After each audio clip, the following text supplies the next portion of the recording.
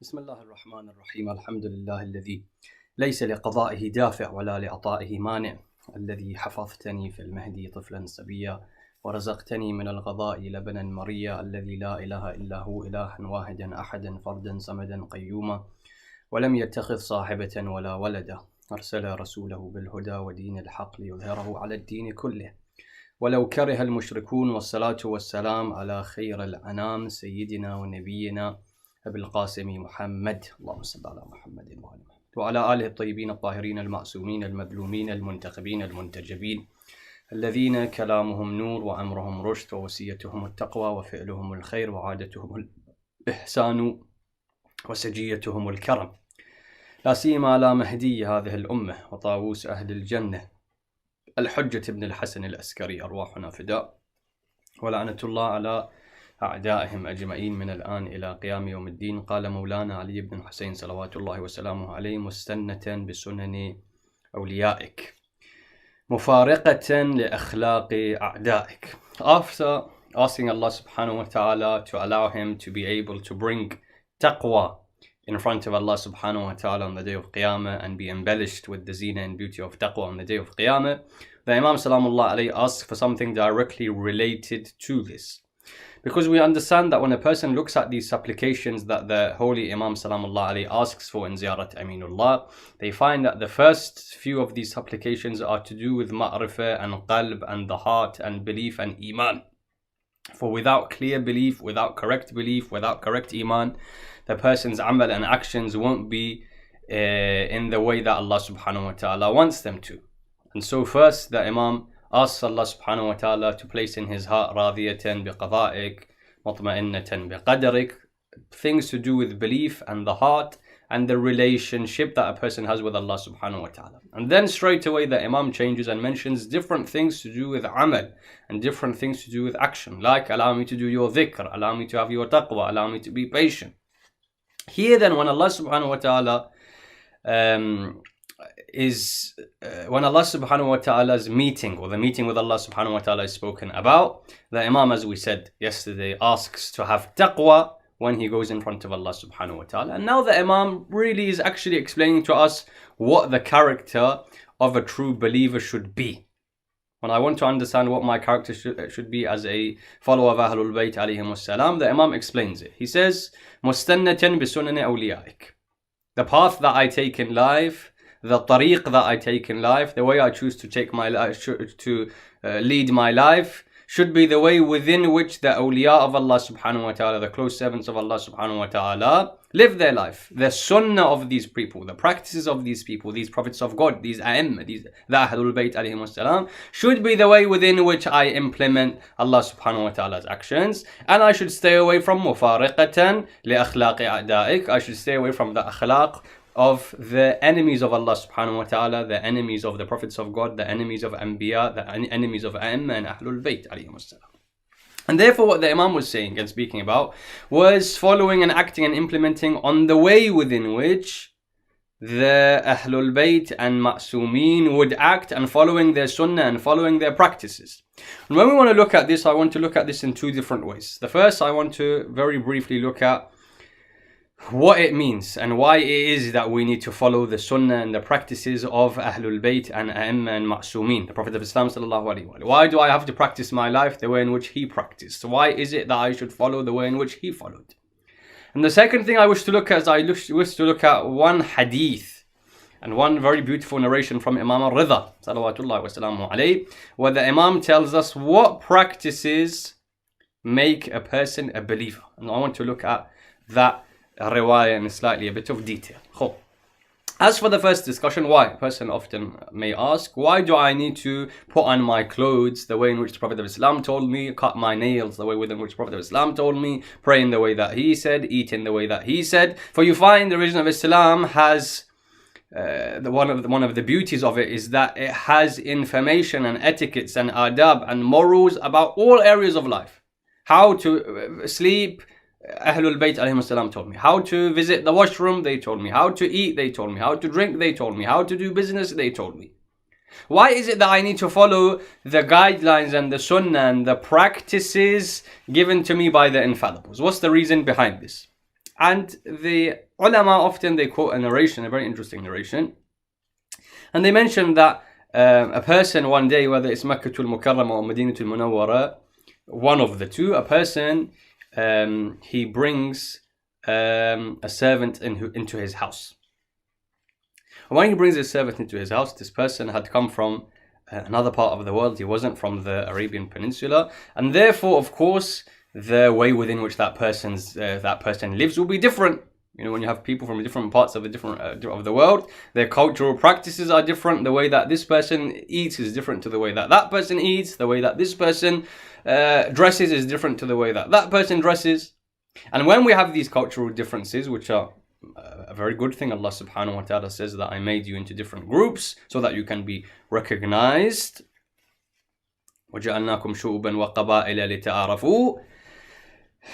If a person has a certain practice by which he lives his life, he sleeps in this way, he dresses in this way, and you give them something that isn't part of their custom, often they're unable to function, they're unable to work, they're unable to live. People, if you give them the wrong type of food, they fall unwell. A delicacy from which is very normal in one part of the world, you give it to someone else, if it's too spicy, it's got too much of this ingredient, too much of that ingredient, they fall unwell. Likewise, clothing, if I don't have the correct clothing that I'm used to, I'm unable to work in the way that I wish to work. If I can't sleep on the type of bed that I normally sleep on, sometimes I can't fall asleep, I won't have enough sleep, I won't be able to work. And so when this man brings this servant of his, he asks him, what type of food do you eat? So I know what to cook for you, what to get prepared for you, what to buy from the market, so that I can show that you eat, you're healthy, and you can work for me. So this person replies by saying, I am the servant, you are the master. Whatever you give for me, I'll accept. He says, okay, what type of clothing? You know, the Arabs wear this type of clothing, but will this work for you? Can you work in that clothing? Are you comfortable? Should I give you something else? What type of clothing do you want? He says, look, I'm the servant, you're the master, whatever you give to.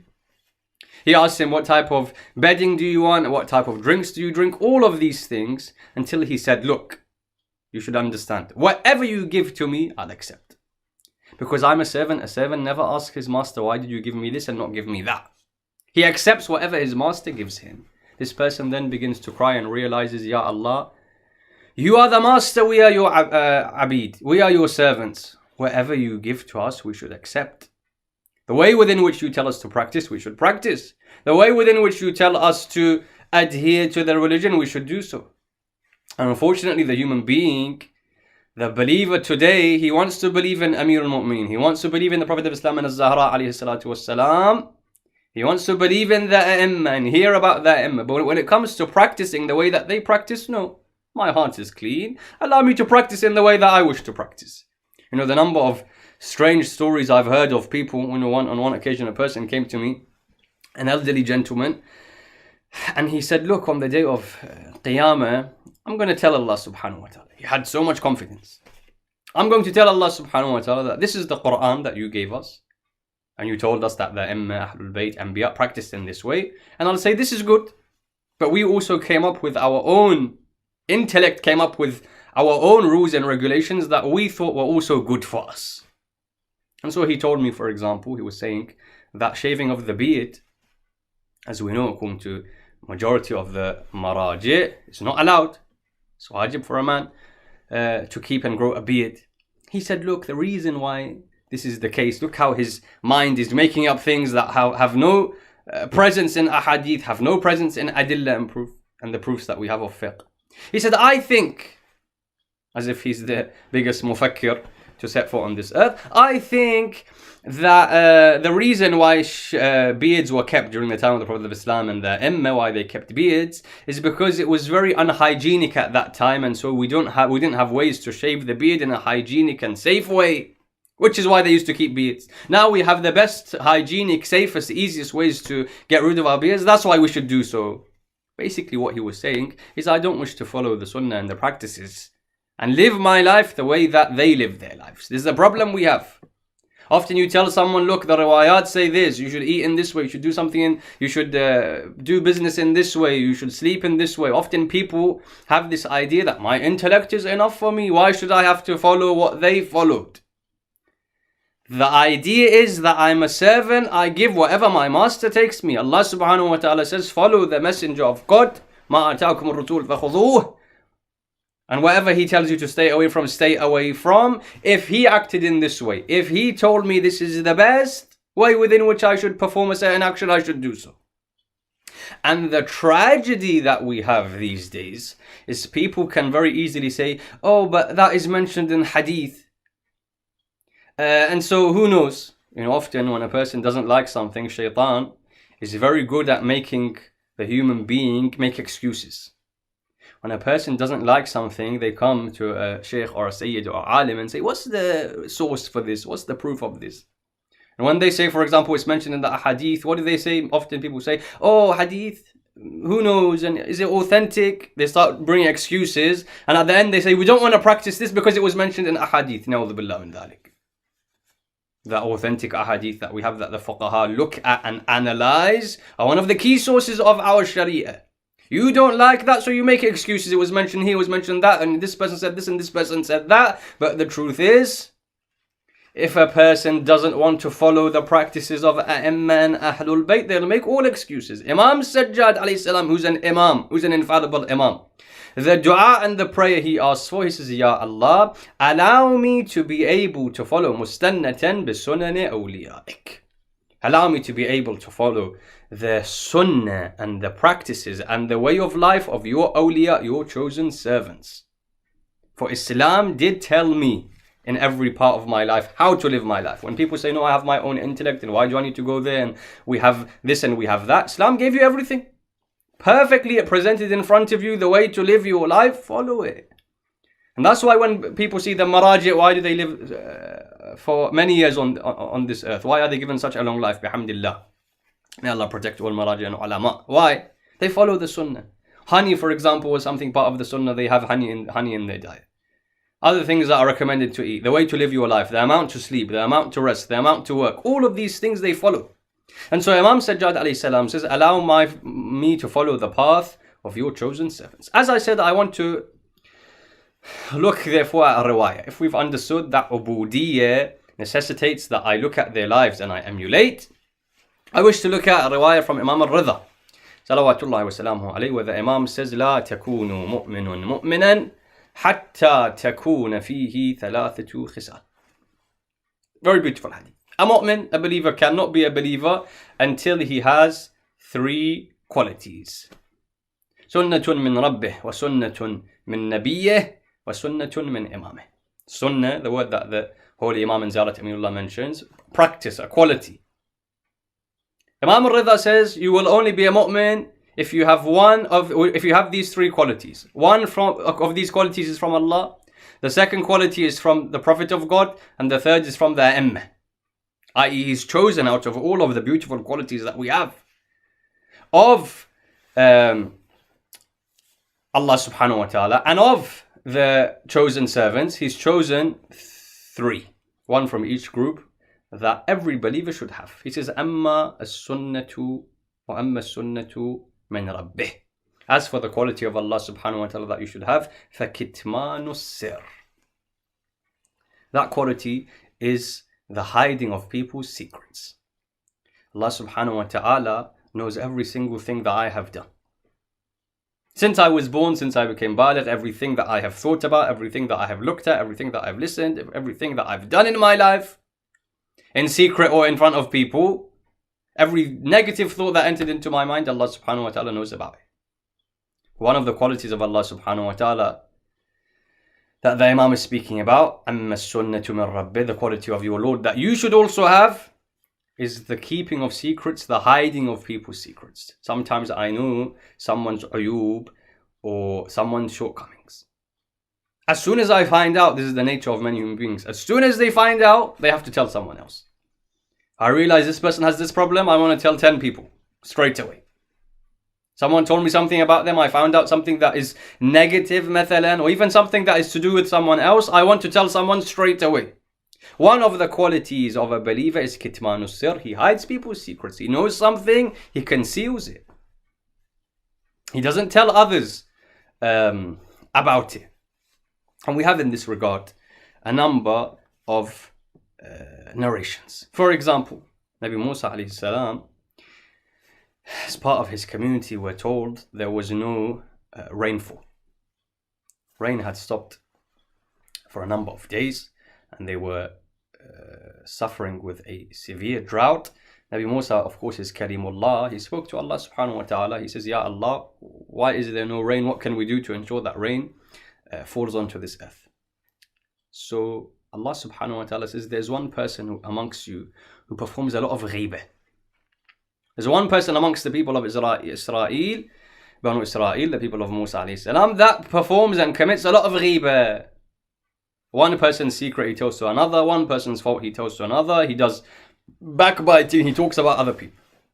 Whilst he is there, I'm not going to allow it to rain. Now the story is long, I don't want to go into the whole story, but just shahidul mithal, what we want from this narration. As long as he's there, it's not going to rain. So Musa alayhi salam says, Ya Allah, who is that person? Tell me so I can tell him, look, you need to do istighfar, you need to leave, you need to go. Who is that person? So what was the response of Allah subhanahu wa ta'ala? Allah says, Oh Musa, how can I tell you? If I tell you I'm doing ghibah of him, if I tell you I'm not hiding and concealing his secrets, I'm telling you the secret of that person. I can't tell you. He's doing ghibah. If I tell you who it is, it's like I'm doing ghibah. Allah subhanahu wa ta'ala puts a lot of emphasis on us hiding each other's secrets, because this was a quality of Allah. Dua al-Kumail says that these angels are witnessing. They witness whatever I do, they write down. And they will come to me, for example, when it comes to the hisab, and show me what I have done all of my life. Dua Kumail says, Oh Allah, you are even witness of those things. وَالشَّاهِدَ لِمَا خَفِيَ عَنْهُمْ. You are also witness of those things that the angels didn't see. The angels didn't see. How are these things that I have performed that the angels didn't see? For the angel is always with me. What, the angel falls asleep?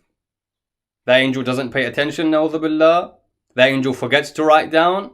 What's the story? The answer is, there's certain things that the human being commits. Allah subhanahu wa ta'ala wants no one to know about that, not even the angels that are on his shoulders. Not even Raqib and Atid. And so he covers it from their eyes. Why? To conceal the honor and izzah of the believer, of the human being. Allah is the one who does kitmanu sir. He hides the faults of others. He hides secrets. Imam Radha says the first quality that you need to have if you wish to be someone of Iman is to hide the secrets of others. In this regard, we have a very interesting anecdote from the life of Allama Bahr al-Ulum, rahmatullah alayh. Allama Bahr al-Ulum, as we know, was one of the greatest ulama who lived a few hundred years ago, and he has many stories in his life where he's met Sahib al-Asir wa Zaman, and many interactions that took place with him and Sahib al-Asir wa Zaman, especially after he died. Many stories that his students and others would tell the people about how he would meet Imam al-Asr. On one occasion, we're told that Allama Bahr al-Ulum, Sayyid Mahdi Bahr al-Ulum, moves from Najaf, travels from Najaf to Hilla for a few days. As is normal, ulama often, especially the big ulama, would travel from one place to another. People come and visit them, they ask their questions, so that that alim can benefit the mu'mineen, meet the other scholars, meet the students of Hawza. And so when he decides to come, he asks about a certain person. He asks about a person by the name of Jasim, who lives in Hilla and owns a coffee shop. And when they find out about this person, Jasim, who owns a coffee shop and lives in Hilla, they say, yeah, we know him, but what business do you have with him? So Allama Bahr al-Ulum says, when I go to Hilla, I wish to stay in his house. They were surprised. Why were they surprised? Because owning a coffee shop at that time wasn't seen to be a good thing. Not like you're owning a place and it was seen to be a place of entertainment, not necessarily haram, but a place of entertainment and a place of wasting time. It wasn't really seen to be a positive thing that this person owns a coffee shop. So when Allama Bahr al-Ulum says, Sayyid Bahr al-Ulum says, I wish to stay in this person by the name of Jasim, his house, the people were shocked. But they didn't ask. They thought maybe there's something going on here. We don't know. Until Jasim says, when he's asked, he's shocked and he says, no problem. No problem, he can stay in my house. But there's one issue, my house is small. And when Sayyid Bahr al-Ulum comes to Hilla, of course the other ulama will come to visit him. Mu'minin will come to visit him, people will come to visit him, so we need a slightly bigger place. So what we're going to do about that? Yes, of course he can come, of course he can stay, but where will he meet the people that come? So Allama Bahr al-Ulum replies to him and says, look, don't worry about that. My meetings I'll do somewhere else, but I'll stay with you and spend the night in your house. Now the people are shocked. Why this person? What's this person done? What's so special about a person who owns a coffee shop? Until Allama Bahr al-Ulum comes to this person's house and he begins to see. Because he himself doesn't exactly know why he's been told to stay here. What do I mean? Sayyid Bahr al-Ulum is looking at this person, how he lives his life. The person, this Jasim, he comes to him and says, Sayyid, why is it that you came to stay in my house? So Sayyid Bahr al-Ulum says, because Sahib al-Asir wal-Zaman, Ajilillahu ta'ala farajah al-Sharif, gave me an order that when you stay in Hilla, stay in this person's house. He didn't tell me why, and he wouldn't ask why. He wouldn't question the Imam. What's the reason? Why shouldn't I stay here? Shouldn't I stay there? It's better. The Imam told me I accept it. I don't ask why. So Sayyid Bahr al-Ulum asks Jasim, what have you done that has made you tahta inayat Sahib Zaman, has made you someone who Sahib Zaman loves for and respects, that he wishes for me to stay in your house? So we're told this Jasim, his eyes fill up with tears, and he says, look, I'm a normal human being. But there's one thing I've done when I think this is the reason why Sahib Zaman told you to stay in my house. One thing I've done. I got married a few years ago, and when I got married to this woman, I had realized after our act had been done during the night of marriage, that someone had committed haram with her forcefully. Of course, without her consent, without her permission. She had told no one. She hid this, of course, out of shame and what this person has done. We don't know who that person is, but this person committed haram with her forcefully, and she hasn't told anyone. When I found out, I hid this from all the people that I knew. I ignored it, and I held her secret with me just to protect her izzah and her honor. That I didn't tell anyone that this has happened to her, because she didn't want me to tell anyone. She wished for this to stay a secret. And so all I did was what? Kitman al-Sir. I hid the secret of someone else, and this was loved so much by Sahib al-Zaman that when Sayyid Bahr al-Ulum was meant to stay in Hilla, Sahib al-Asir, Ajilillahu ta'ala farajah al-Sharif, told him stay in his house. This is the impact of Kitman al-Sir. I know someone else's secrets. Some people are very nosy. They wish to spread and know and find out. Hadith says, if you speak about others, Prophet of Islam says, if you speak about others, others will speak about you. So Kitman al-Sir was the first thing that Imam al-Ridha says, لا يكون مؤمن مؤمنا حتى تكون فيه ثلاثة خصال سنة من ربه سنة من نبيه سنة من إمامه أما السنة من ربه. The quality of God that the mu'min should have is Kitman al-Sir. Hide the secrets of others. أما السنة من نبيه. As for the sunnah and the quality of the Prophet of Islam sallallahu alayhi wa alayhi, فَمُدَارَاتُ النَّاسِ. This is the way within which the Prophet of Islam would deal with the people. The leniency, the softness, the akhlaq that he dealt with people. The way in which he was forgiving. لَوْ كُنْتَ فَضًّا غَلِيظَ الْقَلْبِ لَانْفَضُّوا مِنْ حَوْلِكَ.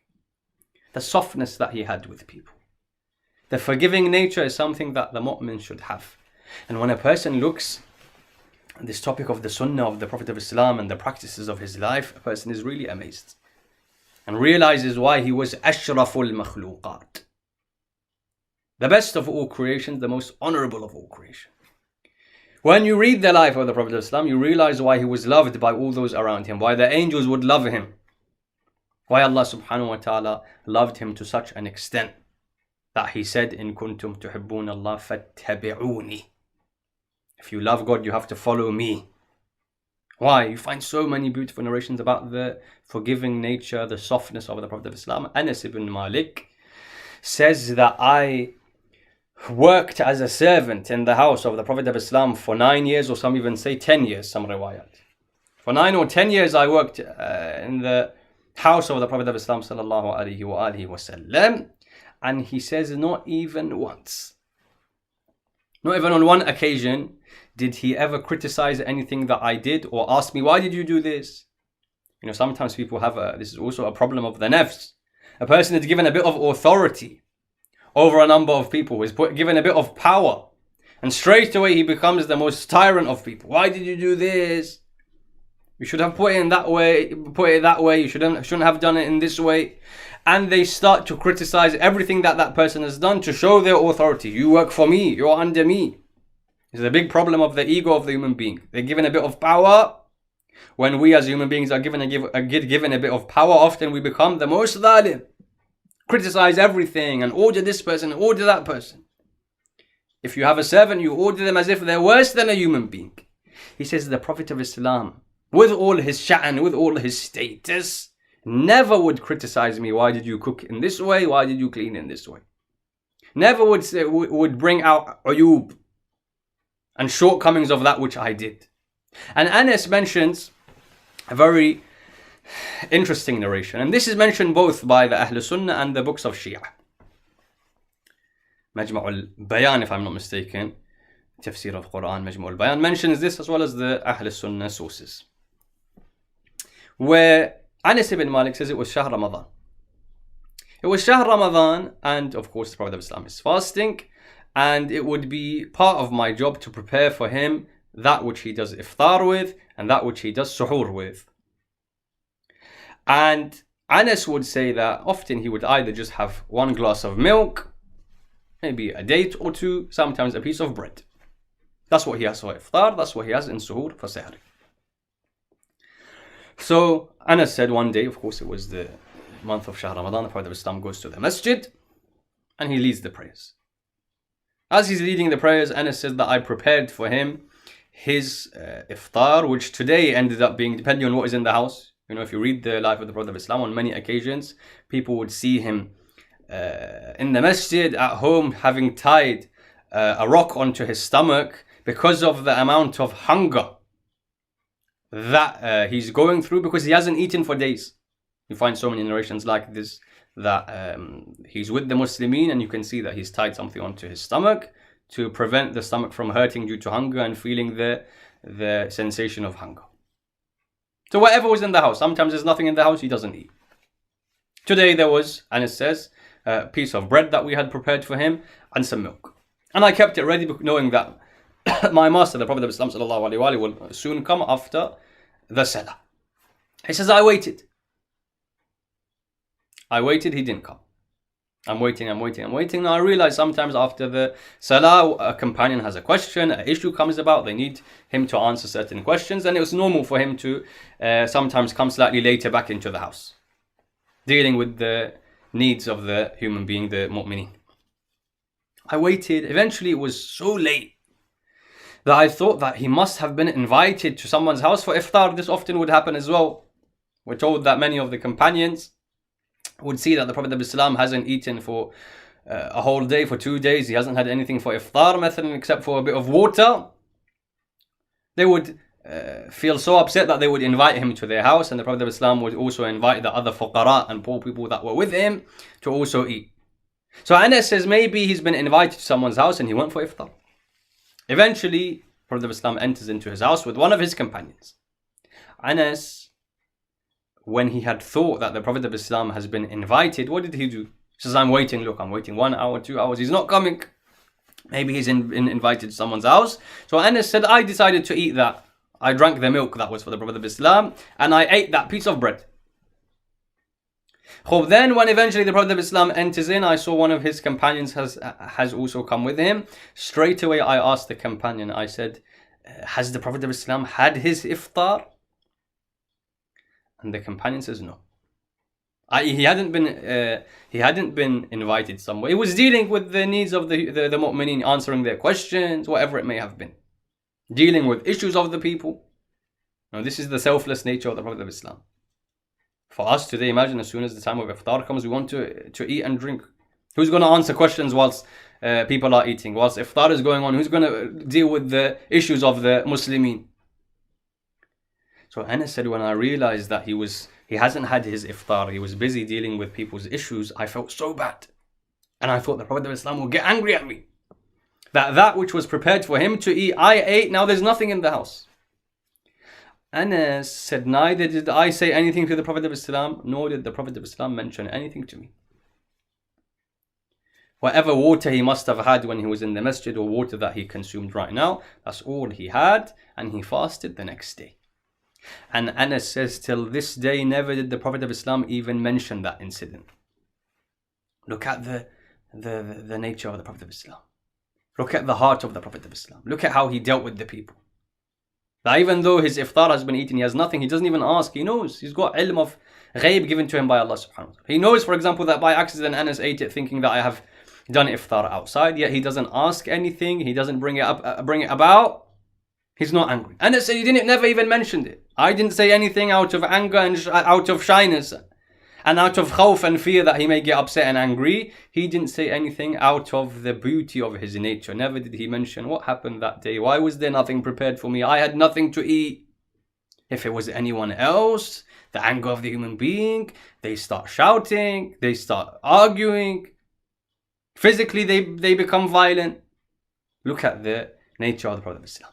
And so the second thing that Imam al-Rida alayhi salam says, mudaratun nas.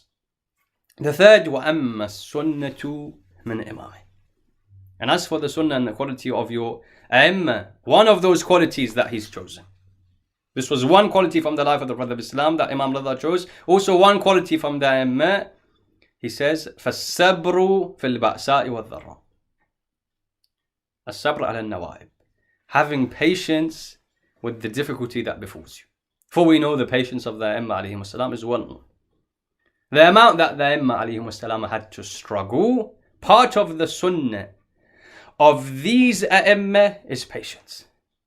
That never, and one of the signs of patience is this, never do they complain to the khalq, never do they complain to human beings. When they're asked, all they say is, Alhamdulillah, we're happy. We're pleased with what Allah subhanahu wa ta'ala gave us. And the only time they complain is to Allah subhanahu wa ta'ala. This is the quality of the patience of the A'imma and Ma'soomeen. When we say that they had sabr in times of difficulty, yes, they would complain and call out, but not to the human being. They would complain to Allah subhanahu wa ta'ala. Or they would speak. They would release the troubles of their heart in front of Allah subhanahu wa ta'ala. That's it. Otherwise, they have the best of patience. And we already mentioned a whole lecture, we spoke about the patience that Imam Sajjad alayhi salam speaks about in this dua. Imam al-Rida therefore tells us 3 qualities to be a true believer. Hide the secrets of others, deal with them like the Prophet of Islam would deal with in the softest of manners, and have patience in the difficulties that you befall. These are part of the sunan of the awliya of Allah subhanahu wa ta'ala. For which Imam al-Sajjad said, مُسْتَنَّةً بِسُنَنِ أَوْلِيَائِهِ. Allow me to follow the path of these individuals, for they gave me the best way to live my life, and they were the best of role models. We ask Allah subhanahu wa ta'ala in these holy nights of Shahr Ramadan to allow us to follow the sunnah, the teachings of the Ahlul Bayt and the Ma'soomeen, salawatullahi wa salamuhu alayhim, and to be able to leave this holy month having received the forgiveness for all of our sins. وآخر الدعوانا أن الحمد لله رب العالمين وصلى اللهم على سيدنا ونبينا محمد وآله الطيبين الطاهرين.